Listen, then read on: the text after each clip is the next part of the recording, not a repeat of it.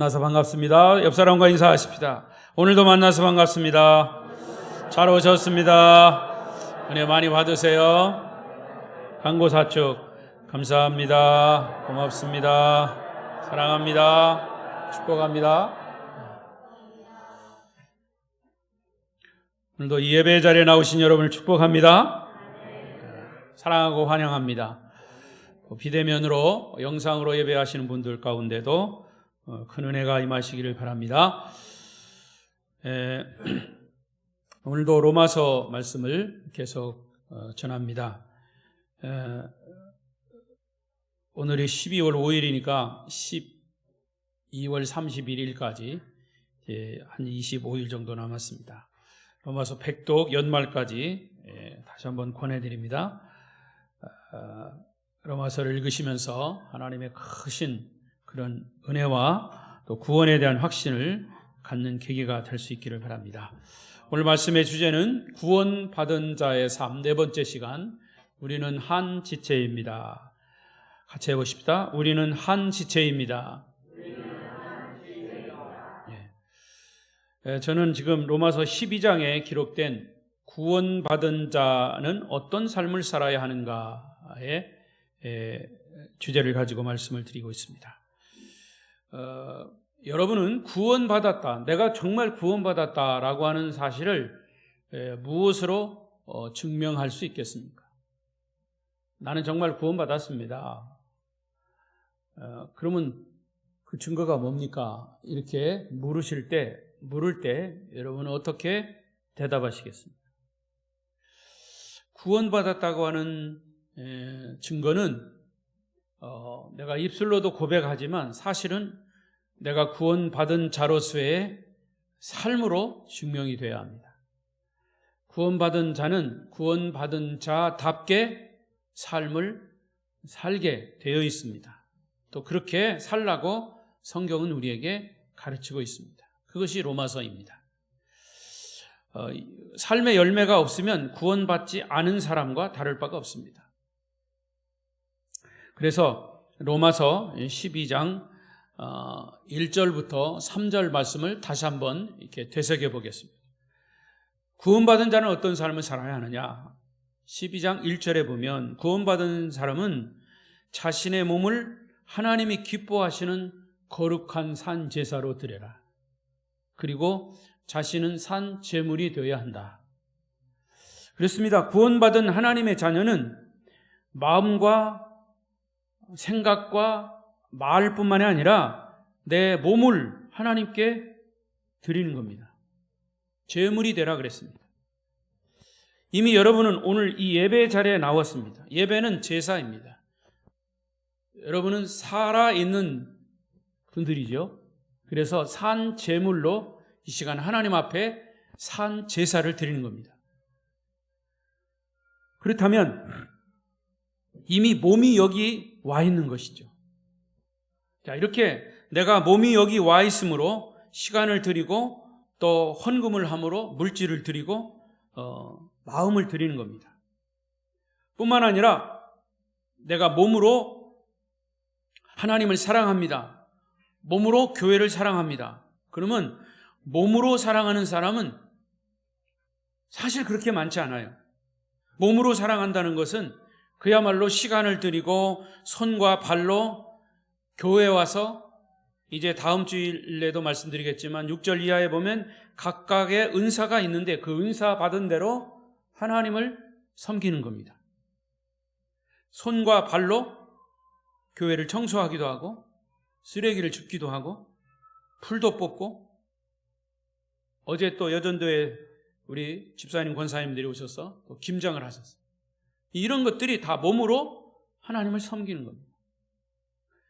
사람들은 예수 믿고 기도하고 찬송하는 것은 좋아하지만 손과 발을 움직이는 것이라든지 자기 물질을 드린다든지 주님을 위해서 봉사하는 것에는 별로 그렇게 자주 하지 않고 사양하는 경우가 많아요.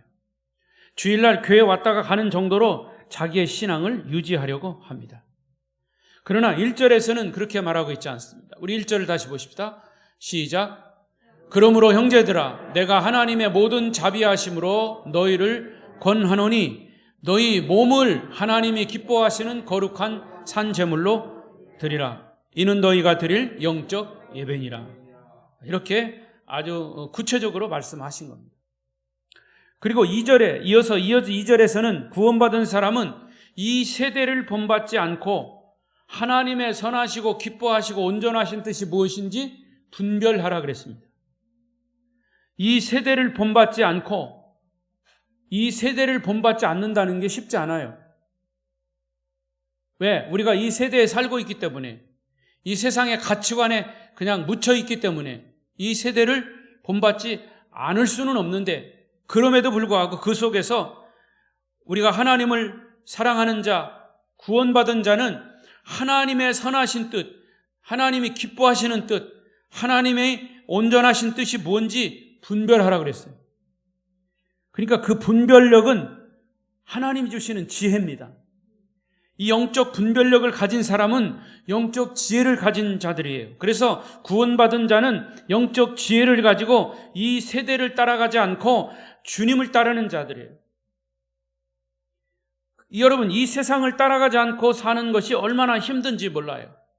그러나 힘든다고 하는 것 때문에 결국 우리가 천국을 버릴 수는 없어요. 이 세대를 따라가다 보면 결국에는 하나님을 잃어버리고 지옥으로 가는 거예요. 이 세상의 힘든 삶이, 이 세상에서의 힘든 삶이 영원한 천국을 보장받을 수 있다면 우리는 기꺼이 천국을 선택해야 합니다. 이 세상에서의 잠깐 고난은 영원한 생명을 얻기 위한 축복의 통로가 될 수 있어요. 잠깐 고난은 영원한 영광을 위한 것이어야 한다. 그래서 로마서 12장 3절은 구원받은 사람은 분수를 넘지 않는 사람이라고 그랬어요. 쉽게 말하면 주제 파악을 하는 사람이에요. 여러분, 사람들끼리 왜 자꾸 갈등이 일어나는 걸까요? 왜 자꾸 싸움이 일어나고 분열이 일어나는 걸까요? 그것은 자기 분수를 모르기 때문에 그래요. 마땅히 해야 할 일은 하지 않고 하지 않는 일을 하기 때문에 갈등이 생기는 겁니다. 자기는 항상 괜찮다고 착각하기 때문에 서로 갈등이 생기는 겁니다. 모두 저나 여러분이나 주제 파악하고 사시기를 바랍니다. 믿음의 분량대로 지혜롭게 생각하며 사는 사람이 구원받은 사람의 삶의 모습인 거죠. 이어서 이제 1절부터 3절까지 이렇게 정리가 되고, 오늘 4절, 5절에서 구원받은 사람은 어떤 삶을 사는 사람인가를 찾아보겠습니다. 먼저 4절, 5절 다시 한번 읽겠습니다. 뜻을, 의미를 생각하시면서 12장 4절, 5절. 4절, 5절 없어요? 오늘 본문입니다. 시작. 우리가 한 몸에 많은 지체를 가졌으나 모든 지체가 같은 기능을 가진 것이 아니니 이와 같이 우리 많은 사람이 그리스도 안에서 한 몸이 되어 서로 지체가 되었느니라. 자, 이 두 절의 말씀 속에 세 가지 의미가 들고 있습니다. 첫째는 교회는 그리스도의 몸이다 그랬어요. 이거는 여러분들이 많이 들어온 얘기예요. 5절에 보니까 우리 많은 사람이 그리스도 안에서 한 몸이 되어 그랬습니다. 자, 에베소 1장 23절에도 사도 바울이 에베소 교회를 향해서 그리스도의 몸이라, 이 교회를 그리스도의 몸이라 표현했어요. 에베소 1장 23절을 보십시다. 시작. 교회는 그의 몸이니 만물 안에서 만물을 충만하게 하시는 이의 충만함이니라. 교회는 그가 누구예요? 그리스도입니다. 그리스도의 몸이다 그랬어요. 그러니까 우리가 늘 듣듯이 교회는 건물이 아니고 사람입니다. 건물이 예쁘다고 믿음도 덩달아 예뻐지는 거 아니에요. 교회 이름이 아름다운 교회라고 성도들의 믿음이 자동적으로 아름다워지는 거 아니에요. 그래서 우리는 이름값을 해야 된다 그 말이에요. 교회는 교파도 아니고 조직도 아닙니다. 교회는 예수 그리스도의 몸임이에요. 예수 그리스도께서 십자가에서 피 흘려 주신 그 피 값을 주고 산 그게 교회란 말이죠.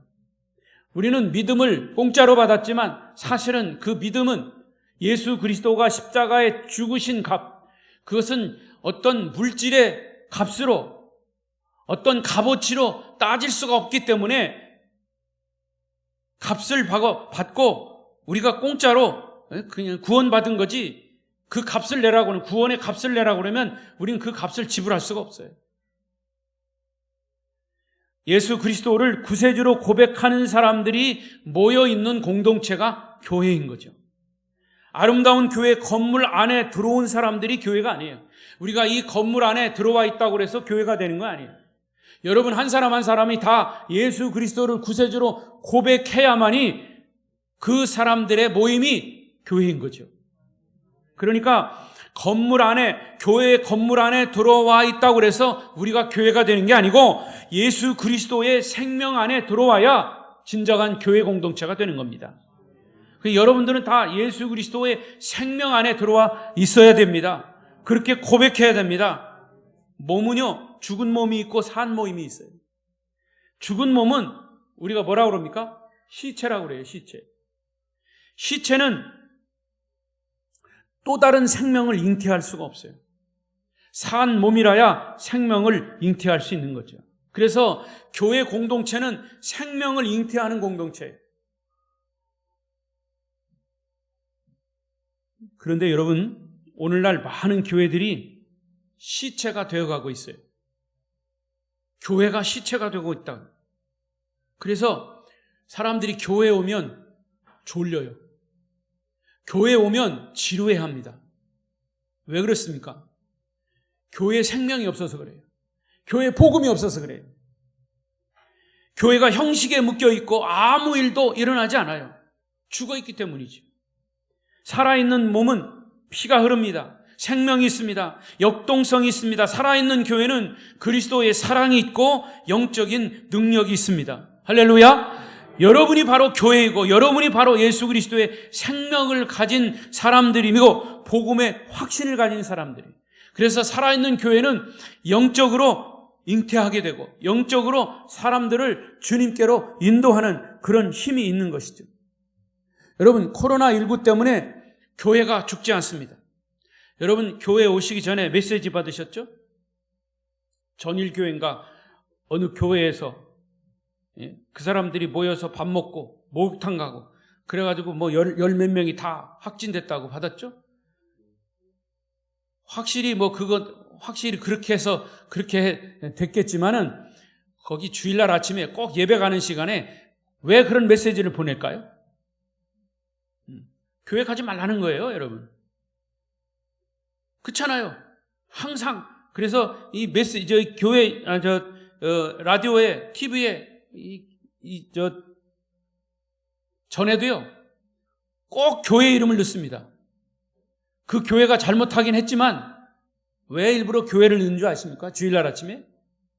이게 다 영적인 도전이에요. 그래서 제가 여기 들어오기 전에도, 그렇습니다. 코로나 바이러스 때문에 우리 육신은 죽을지 모르지만 우리의 영혼은 죽지 않아요. 할렐루야. 생명이신 예수 그리스도를 믿는 자는 생명을 가진 자들이에요. 무엇이 두렵습니까? 여러분, 2000년 동안의 교회 역사를 보면 교회를 박해하는 세력이 얼마나 많은지 몰라요. 그러나 교회는 무너지지 않았어요. 왜? 예수는 생명이시기 때문에. 그 예수의 생명을 고백하는 사람들이 모인 공동체가 교회예요. 그래서 교회는 무너지지 않아요. 여러분, 무엇이 두렵습니까? 생명을 가진 자들인데. 코로나 바이러스 걸려가지고 우리 육신이 죽을 수 있어요. 그러나 우리의 영혼은 그 코로나 바이러스가 우리의 영혼까지 죽이지 못하는 거죠. 교회 역사를 보면 교회를 박해하는 세력, 세계를 휩쓴 무서운 역병도 있었어요. 그러나 교회는 무너뜨리지 못하는 거예요. 왜? 교회는 예수 그리스도의 생명이 있기 때문이죠. 아름다운 교회 성도 여러분 안에 예수의 생명이, 복음의 능력이 넘쳐나시기를 축원합니다. 두 번째로, 오늘 이 말씀 속에는 교회는 그리스도의 몸이고 여러 개의 지체들로 이루어졌다 그랬어요. 자, 몸이 예수 그리스도의, 교회가 예수 그리스도의 몸이에요. 그런데 그 몸 중에서 예수님은 머리라고 그랬고 우리 모두는 지체라고 그랬어요. 자, 그런 것을 염두에 두시고 4절 말씀을 다시 한번 읽어보십시다. 4절 시작. 우리가 한 몸에 많은 지체를 가졌으나 모든 지체가 같은 기능을 가진 것이 아니니. 자, 여기 하나님의 신비가 여기 있어요.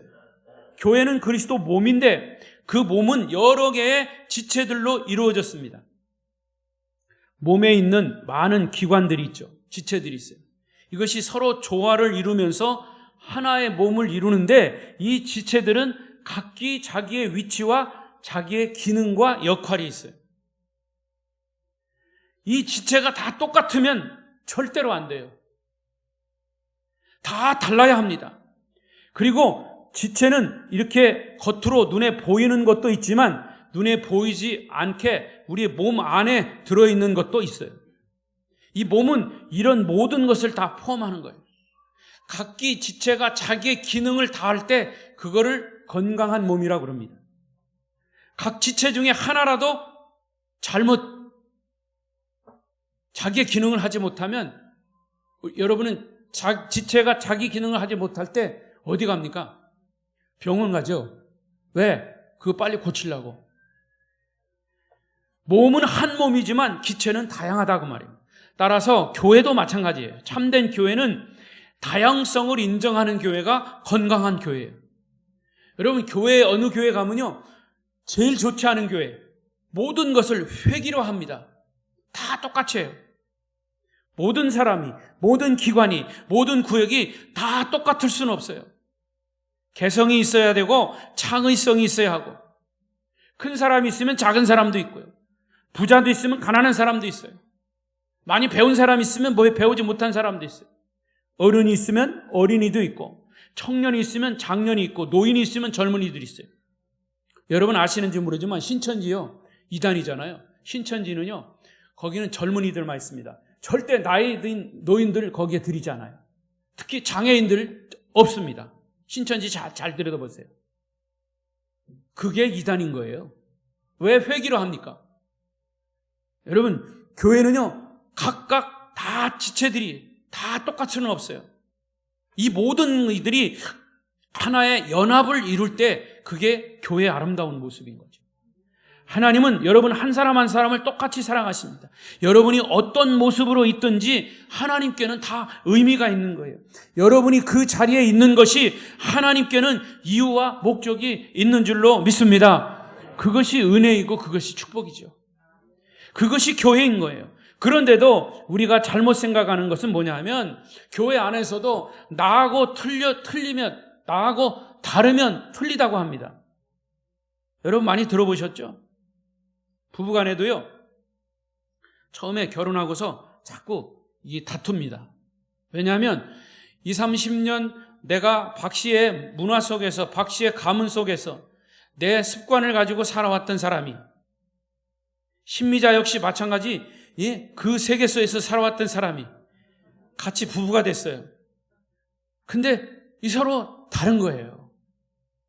그러면서 저도 그랬어요. 당신은 박씨 집에 시집 왔으니까 이제 박씨 집을 닮으라고. 우리나라의 결혼의 문화가 그랬어요. 그런데 그게 나중에 깨닫고 보니까 그게 같을 수가 없어요.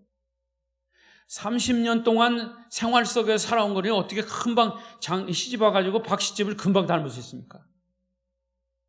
그거 착각이에요. 그래서 제가 그랬어요. 나는 옷걸이를 걸을 때 항상 밑에다 걸었어요. 왜? 높으면 나는 잘 안 달 수도 있어. 그런데 저희 집사람은 나보다 키가 조금 작으면서도 항상 높이 걸어야 돼. 이유가 뭐냐? 아래다 걸으면 바지가 끌린다는 거예요. 방바닥에 끌리면 안 되니까 높이에 달하는 거예요. 목적과 의미가 다 달라요. 그래서 항상 나는 여기다 걸었는데, 그래도 항상 거기다 걸었어요. 우리 집사람은 그걸 다시 고쳐가지고 높은 데다 걸어. 김치찌개를 하는데도요, 우리 박씨집에 우리 어머니가 김치찌개 할 때는 김치를 넣고 그 국물이 없어요. 국물을 짜갈짜갈 조금씩 해가지고 김치찌개를 끓이는데, 우리 집사람 김치찌개 끓여온 거 보니까 김치국을 만들어 왔더라고. 국물이 너무 많아. 근데 이유를 들어보니까 우리 집사람 식구들은 많았어요. 친척도 많고. 그래가지고 국물도 많이 해야 많이 먹거든. 다 같이 먹거든. 근데 나중에 보니까 그게 이유가 다 있더라고요. 그거를 똑같이 하라고 자꾸 그러니까 거기에서 이견이 생기는 거예요. 여러분, 사실 교회 안에도 마찬가지예요. 그게 한 가정에, 한 가족이 그렇게 서로 다르게 만났다가 다른 사람들이 만나면 그걸 틀리다고 하면 안 돼요. 서로 다른 거죠. 틀린 게 아니고 다른 거다. 나하고 다르면 틀렸다고 하면서 비판하는 거예요. 나하고 다른 것은요, 정상인 거예요. 다른 것을 비판할 것이 아니라 오히려 다른 것을 아름다운 것으로 인정해주고 칭찬해줘야 합니다. 나하고 다른 것을 격려해주고 내가 갖지 못한 것을 그 사람이 가진 것은 오히려 다행스러운 일이에요. 키가 150사람만 있으면 그 동네는 난쟁이 동네예요. 키가 150cm 사람이 있으면 또 170인 사람도 있어야지요. 예, 그래야 높이 있는 물건도 꺼낼 수 있을 거 아니에요. 150만 있어 보세요. 못 꺼내요. 의자 놓고 꺼낼 수도 있겠지만, 여러분, 다양한 사람들이 모인 곳이 교회, 그것이 정상이에요. 다양한 지체들이 다양한 역할을 하는 곳이 교회예요. 작은 역할이라고 무시하지 마십시오. 작은 나사 못 하나가 빠지면 큰 빌딩이 무너질 수 있어요. 교회는 어떤 지체이든지 간에 중요하다는 사실을 인정하고 서로 격려하고 칭찬하는 아름다운 교회 공동체가 되시기를 바랍니다. 마지막 세 번째로, 교회는 지체의 다양함이 그리스도 안에서 한 몸이 되는 것이에요. 교회는 다양한 지체가 한 몸을 이루어야 건강하게 되는 거죠. 이것이 바로 주님이 원하시는 교회입니다. 여러분, 하나됨의 원리는 하나님께로부터 시작이 된 거예요. 하나됨의 원리, 하나님께로부터 시작했다. 왜냐? 하나님은요, 삼위로 존재합니다. 성부 하나님, 성자 예수님, 그리고 성령님. 이게 삼위예요. 한 분 한 분은 person, 인격체입니다. 삼위예요. 인격체지만 그것이 하나예요. 그래서 삼위일체가 되는 거예요. 이게 신비예요. 여러분, 이 성부, 성자, 성령이 세 분이시지만 그분들은 한 분이다. 이것을 국어 선생님이 읽으면 문법으로 틀렸어요. 수학 선생님이 읽어도 계산적으로 틀려요. 그렇지만 박재기 목사가 읽으면 맞아요. 왜? 저는 그것을 믿음으로 보고 듣기 때문에. 이것이 바로 교회의 신비예요. 하나님의 영적 세계의 신비요, 비밀입니다. 할렐루야. 예수님의 기도가요, 요한복음 17장에 예수님의 기도라고 그러고 제사장의 기도라고 그래요. 그 예수님이 기도하신 최고의 그 요한복음 17장의 절정이 뭐냐? 17장 21절이에요. 한번 읽어보십시다. 예수님이 이제 기도의 마지막에 이 부분을 하나님께 기도하셨어요. 시작. 아버지여, 아버지께서 내 안에, 내가 아버지 안에 있는 것 같이 그들도 다 하나가 되어 우리 안에 있게 하사 세상으로 아버지께서 나를 보내신 것을 믿게 하옵소서. 요거 바로 전에. 여기 보세요. 그들도, 여기서 그들은 누구냐? 예수 믿는 성도들을 말하는 거예요. 예수님께서 하나님께 마지막 기도하실 때 아버지가 내 안에, 예수님이요, 아버지가 예수님 안에, 예수님이 아버지 안에 하나인 것처럼 그들도, 예수 믿는 모든 성도들도 다 하나가 되어 우리 안에, 성부 하나님, 성령 하나님, 성자 예수님 안에, 우리 안에 있게 하사, 그 다음에 있게 하사 세상으로 아버지께서 나를 보내신 것을 믿게 하옵소서. 하나님이 예수 그리스도를 이 땅에 보내주셔서 모든 사람을 구원하고 그 모든 예수 믿는 사람들이 다 하나가 된 것을 믿게 하옵소서. 이게 바로 예수 그리스도의 제사장적 기도입니다. 할렐루야. 교회가 하나 될 것을 예수님의 기도에서 우리는 확인할 수 있는 거죠. 그런데 유감스럽게도 오늘날 교인들은 예수의 이름으로 얼마나 많이 싸우고 분열하는지 몰라요. 그래서 이 교회를 비판하는 사람들, 교회를 가십거리로 여기고 있어요. 그러면서 뭐라 그런지 아세요? 세상 사람들이 교회를, 이 교회는요, 저 교회가 예수와 그리스도가 싸운다, 그렇게 얘기합니다. 알아들으셨어요? 예수 그리스도는 한 분이세요. 그런데 세상 사람들이 하도 싸우니까, 교회가 싸우니까 예수와 그리스도가 싸운다 그러는 거예요. 귀 있는 자는 들을지어다. 이게 무슨 말인 줄 아세요? 이 교회를요, 웃음거리로 하는 거예요. 가십거리로 하는 거예요. 그래서 예수 그리스도를 자기들의 농담거리로 삼고 있어요. 예수와 그리스도가 싸운다. 예수 그리스도는 한 분이신데 어떻게 한 분이 싸울 수가 있어요? 근데 교회에서 그렇게 예수의 이름으로 싸운다 그 말이에요. 교회가 농담거리의 원인을 제공하고 있는 거죠. 저는 이 설교를 준비하면서 이 얘기를 할까 말까 고민을 하다가 이 말씀은 우리에게 정말 반면교사로 삼아야 되겠다 해서 여러분에게 말씀드려요. 광주에 있는 모 성결교회 이야기예요. 광주에서는 소문이 다 나 있어요. 50대 중반가량 된 목사님이 그 교회에 심우하다가 그 교회에서 목회하기가 너무 힘들어가지고 어디에 갈 데도 없이 그냥 사임해버렸어요. 교회 담임 목사님이 없잖아요. 이제 후임자를 물색하는 중에 벌써 2명의 목회자가 교인 전체 투표에서 떨어졌어요. 그래서 안 됐어요. 이유는 뭐냐? 장로편과 권사편이 딱 나누어져 가지고 맞서서 싸우는 거예요. 그래서 장로님들이 당회에서 딱 어느 목사님을 우리 교회 담임 목사로 하자 결정을 했어요. 근데 결정하면 교인 전체에다가 투표를 붙여야 돼요. 되게 교회는 장로님들이 결정해서 이제 후보자를 내놓으면 전체 교인들은 다 그냥 박수하고 혹은 투표 찬성입니다. 3분의 2가 찬성이 돼야 되니까 다 결정을 하고 박수치고 결정을 하는데 장로님들이 결정하고 투표에 전교회 투표에 내놓으면 떨어지는 거예요. 그래서 2사람이 떨어진 거예요. 왜냐? 그 장로님들을 대적하는 권사님들이 결정한 그것도 이제 오늘 결정해 토요일날 결정하면 내일 주일날 투표해야 되니까 그럼 토요일날 저녁에 권사님들이 다 신자들한테 전화하는 거예요. 이 사람 안 된다, 안 된다. 그래가지고 투표를 하면 안 되는 거예요. 아직도 싸움이 진행 중입니다. 너무 슬픈 얘기예요. 그 교회는 직분을 가진 사람들은 많지만 정작 교회의 주인이신 예수님은 그 교회에 안 계세요. 예수님은 얼마나 슬퍼하실까? 사도 바울은 에베소 교회를 향해서 이렇게 권면하고 있어요.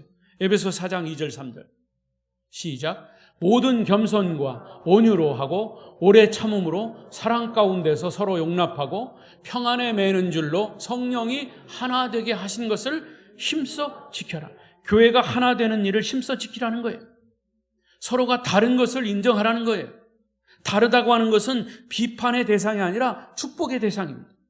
서로 역할은 다르지만 예수 그리스도 안에서 하나를 만들어 조화를 이루라는 얘기예요. 이어지는 에베소 4장 4절부터 6절까지 큰 소리를 읽으십시다. 중요한 말씀입니다. 시작. 몸이 하나요 성령도 한 분이시니 이와 같이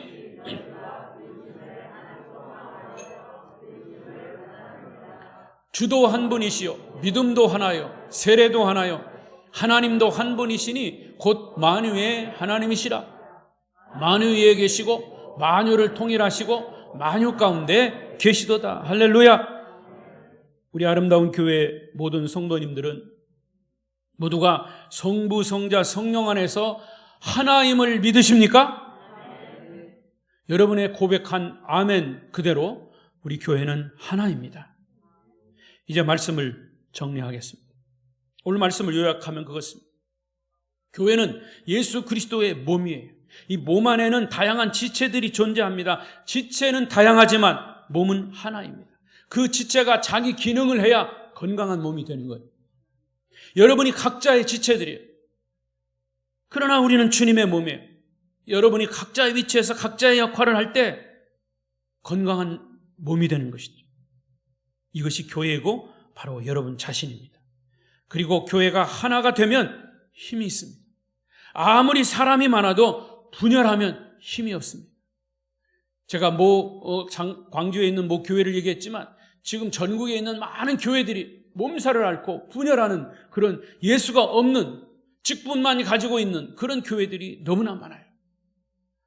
우리 아름다운 교회는 예수 그리스도 안에서 하나임을 고백합니다. 성령 안에서 하나임을 믿습니다. 하나됨을 끝까지 지키시기를 바랍니다. 아름다운 교회 공동체는 주님 오시는 그날까지 성령 안에서 하나 되어서 하나님께 영광을 돌리시기를 축원합니다.